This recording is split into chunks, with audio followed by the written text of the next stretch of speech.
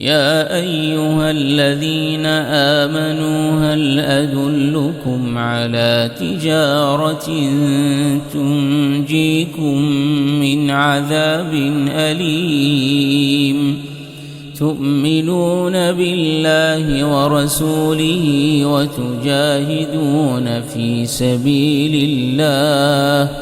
وتجاهدون في سبيل الله بأموالكم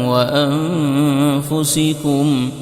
ذلكم خير لكم إن كنتم تعلمون يغفر لكم ذنوبكم ويدخلكم جنات تجري من تحتها الأنهار ومساكن طيبة في جنات عدن ذلك الفوز العظيم وأخرى تحبونها نصر من الله وفتح قريب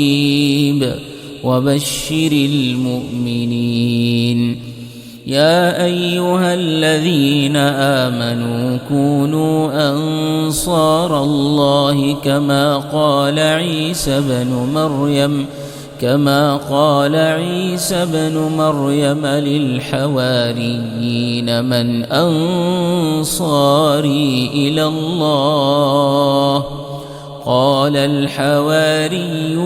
نحن أنصار الله فآمنت طائفة من بني إسرائيل وكفرت طائفة فأيدنا الذين آمنوا على عدوهم فأصبحوا ظاهرين.